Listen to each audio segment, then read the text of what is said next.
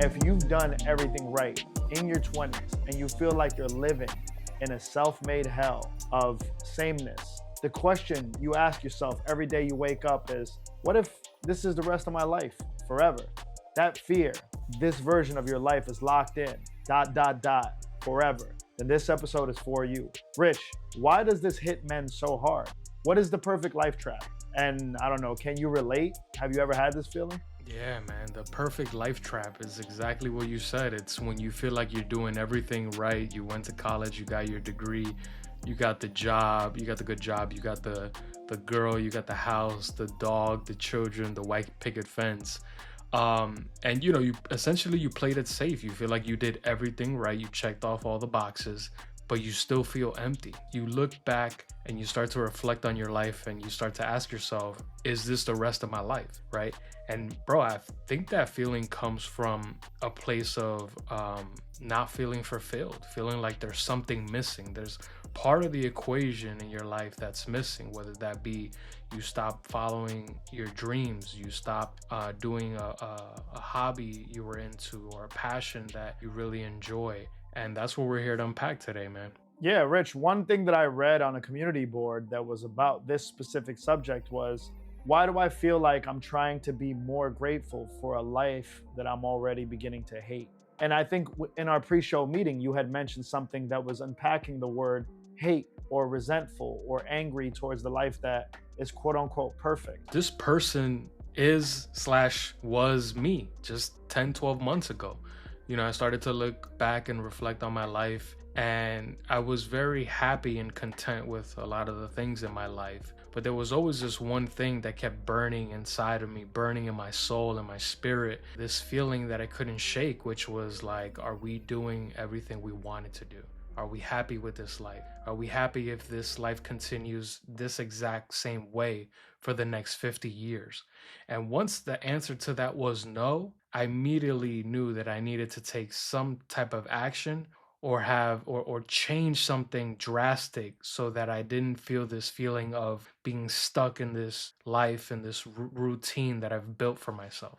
There is a truth that I can agree with too, Rich, and I'm glad you shared that. And we should definitely get a little deeper into that feeling that you had and how you conquered it, and how failures is basically the platform and the baby that came from that feeling you had. So I love when our show topics kind of morph into our personal real lives, because we have actual proof of how you took your own actionable advice that we're probably going to share in this episode, and you created a platform that is, one, addressing that feeling that you had, scratching that itch of wanting a little bit something more, a more challenge, a bigger challenge in your life, and three, resting your head at night with your wife and your kids, but knowing in the back of your mind that you don't have to have that feeling of doubt. And the doubt is, damn, is this it? What if this is it? Same job, same routine. I'm not broke. I'm not failing.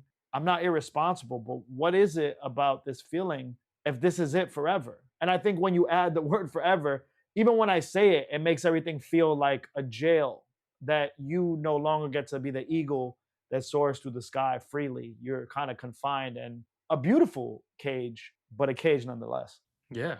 And I think most men want that feeling of being feeling fulfilled in all aspects of life. We want to feel like we're contributing to something. We want to feel like we're on a journey, we're building, we're growing. And when part of that life plan feels empty, that's when this anxiety and this resentment starts to muster up in you, and you start to feel like, man, maybe I'm not on the path that I want to be on, or maybe this safe plan that I built for myself is exactly that, a safe plan. And maybe you no longer want to follow that safe plan. Maybe you feel like you need some radical change or something to really spark that nucleus inside of you that says, hey, we could be doing better. We want more out of life. I think this episode is really designed for a specific type of guy. And you might be a younger man watching this thinking, damn, I'm already feeling that feeling because I have the college degree. I paid off all my loans. I'm set up to buy a house. I've been dating my girlfriend since I was in high school. Everything feels safe. And I think what Rich and I are talking about is reserved for a small percentage of men. But if you click this episode, you clicked it with intent to kind of address a feeling that you have inside. And I think there is something for the guy that wants to conquer and accomplish more year over year. He enjoys pulling that rope, and the more that rope comes out, he enjoys pulling it. There is a specific type of man out there that doesn't like boring predictability, the monotony of life, just doing the same thing every day. I know a lot of people personally that they love their lives. They work Monday through Friday. They get up at 6 a.m. They go punch in. They come home. They do the same thing after work. They watch football on Sunday. Saturday is for shopping with your wife or fixing up the house. There's nothing wrong with that. But this episode is not for that guy. This is for you if you feel that stability and boring predictability is something that kind of gives you a little bit of anxiety. You want the freedom to try and challenge yourself, grow for more. And I think that's what we're talking to today, Rich. Yeah, and I think sometimes having a routine feels suffocating. You feel like the days are blurring into one another. The weekends feel too short. You're tired before the day even starts, right? Things like that. And to your point, there's nothing wrong with having a routine, but when the routine becomes monotonous and you start to have that feeling of like, damn, I guess this is the life we're always going to have. This is the routine forever. That's sort of like the dangerous mindset that we're here to address. Yeah, the phrase that I've been circling around is you fight for a life of comfort, safety, and freedom and success. But that comfort and success eventually becomes your prison. And now you're locked into this world that you've built for yourself. And I know that feeling. It's the curse of the person who wants more and gets more. It's the curse for the conqueror. It's the curse of the person who wants more from their life. Once you figure out this cheat code in life that you can get everything you want from it, you start looking further up that mountain and thinking, well, what if there's more? And that appetite doesn't really go away. This is why some of the best and most accomplished people in the world are always working. What do you think LeBron James feels right now in his last year of his career? Or maybe next year is going to be the last year of his career. There is a sadness that comes over somebody that has accomplished a lifelong goal. It's this melancholy that comes over you that you're like, damn, is this what I thought it was going to be? I finally caught the woman in the red dress. What now? Yeah. And listen, if we're here to solve for that pain point, I think one of the biggest things that I can suggest to a young man or any man out there feeling this feeling is just slow down, my boy. Like you're looking at this moment in time, this routine, this sort of safe, perfect life that you've built for yourself, and you're feeling like, man, this is the next 50 years, 80 years, 100 years. And it doesn't have to be that way, right? Like you don't have to feel like where you're at currently, this present time, will be like that forever. This is just where you are now. And to be clear, you are not doing anything wrong. You played it safe. You did all the right things. You went to school, you got your degree, you got the job, you got the woman, you got the apartment or the house. You checked off all the boxes, but you're acknowledging that something is still missing, a passion, a dream, a journey that you want to be on that you currently found yourself not pursuing anymore. We're telling you to get back on that horse. Don't be so extreme to feel like this is your life and there's no change in sight. Yeah, Rich, I love what you said, and I think you're way more practical of an adult than I am. Sometimes I can be extreme in the decisions I make. Hell, I ended up in Los Angeles, California, off of the idea that maybe I hit a ceiling in my career, and I was hitting a ceiling at the company that I was at, and I wanted more for myself. But no one's saying that you have to be Justin. No one's saying that you have to be rich. But I do believe that if you are a go getter and you're somebody that has undeniable ambition inside of you. This shit is like a magnet. It pulls you further up the mountain, whether you like it or not.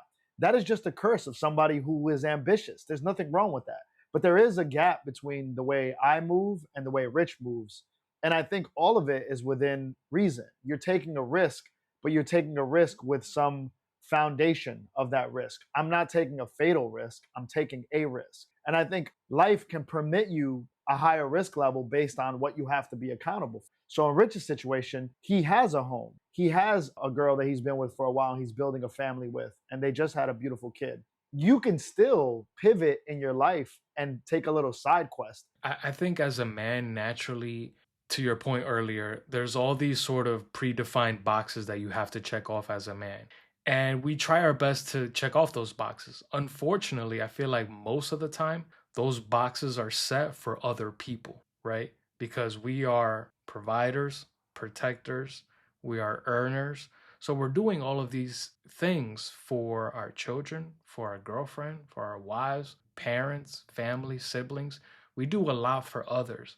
And what tends to happen for most men is you start to feel like you're neglecting yourself. You stop going to the gym, you stop pursuing a passion, you stop doing a hobby, you stop playing sports, you stop eating healthy, you stop to do all these things that made you happy. And that is what creates the void. Is damn, this is my life, this is what my life has become, and you can't see sort of that next chapter of evolution of yourself. Yeah, Rich, I think that's important. I tend to be someone that is overly reliant on my gut and my instincts, but I do believe that's why I love always giving a comparison to our viewers. And if you're watching this, you know I always try to create a metaphor between animal instincts. I do believe there is a Darwinian approach to a lot of the things that we are trying to stop ourselves from doing, which is very magnetic. It pulls us in a direction. And I think just trusting your gut, you have instincts for a reason. If you go to bed every night after 25 years of crushing every motherfucking assignment that the responsibility gods have put in front of you, and you still feel empty, that is your instincts. That is something in you that's telling you, man, I am an eagle. I want to fly. And I feel like I'm in a cage. It could be the prettiest cage in the world, the biggest cage in the world, but still a cage. So if your instincts are telling you to go out and do something, don't be a fucking asshole and ruin and jeopardize all the good credit that you've built for yourself to this moment. Don't destroy your relationship. Do not ruin the good faith and your personal reputation, but give yourself an opportunity to fly. I think that's important. I think you have to trust your instincts in that way. And Rich, there is something that I picked up from an author. His name is Robert Greene. He wrote 48 Laws of Mastery. In his book Mastery, he has something called Alive Time and Dead Time, which I thought is pretty genius and perfect for this conversation we're having. If you're watching this, understand the difference between alive time and dead time. Alive time is what it means. It keeps you alive. Dead time is overeating, overindulging, building the man cave, staying in the man cave all day, watching sports. We touch on this subject a lot, Rich, but the world has gotten really good at giving men cheap dopamine to keep them plugged on their phone and looking at a screen all day. And a lifetime is going out and doing something that feels like a mission that's greater than you. And you're an active participant. You're alive. You're not just consuming passively. So, actionable advice would be understand the difference between alive time and dead time. If you're spending too much dead time just going through the motions, that could be killing a lot of your spirit. I love that.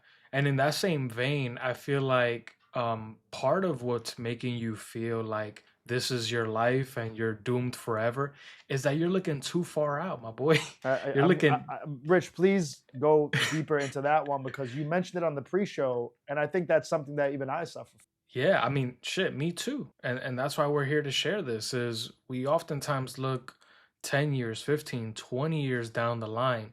And I think that vagueness of not knowing the final destination builds a lot of anxiety and it makes you feel like that life plan that you have or that you're on is not clear. And my advice, and this is something that I've adopted in my own life, is to shrink that time to weeks, months, maximum 90 days. I try not to look at life past, a quarter, right? In the business world, everything is like first quarter, second quarter, third quarter, fourth quarter, right? And, Jan 1, a business builds a roadmap for the year, right? Like you have an idea of what you want the year to look like, but nothing is set in stone. Everything is week by week, month by month, quarter by quarter. And I've adopted that sort of business mindset into my life and it's paid dividends, bro. I highly encourage everyone to shrink that time of what you feel like your life is supposed to be and what those accomplishments are supposed to look like into no more than 90 days versus 10 years out. Yeah, that's great advice, Rich. There's no There's no better feeling than focusing on the task at hand. I feel like every self development book I've ever read when we were younger and we were sharing an Audible account, I think they were always making that point, but just in different ways. And as a 39-year-old, it's clearer now than it was as a kid when I was trying to read these 100-year-old books, trying to understand the meaning and the definition of life. And there is a beauty to focusing on the task at hand. If you were once dumb enough to pursue the mission of finding a beautiful, loyal, and respectful woman, in year 12 of executing that vision, you shouldn't abandon 12 years of work because you're looking into a future that is highly unpredictable and it's filled with a bunch of desires that you don't necessarily need. There is something that got you to this point that you should look back at with an appreciation and continue to nurture the thing that's in front of you. So I love that, Rich. This idea is of stop looking far ahead and shrink the timeline to what's in front of you is amazing. I could have used that advice this week, to be honest with you, because this is the 2 weeks that I have off of work in the music business. So this is where I start getting anxious and I start planning for the next 5 years. And if anyone I speak to that is not seeing my 5 year plan the way I see it, I'm very, very anxious towards these people. I'm like a hungry dog. I'm snapping at everybody. And that's because I'm starting to get paralyzed by the timeline that's way too far out. So, Rich, thanks for that advice, man. I needed it.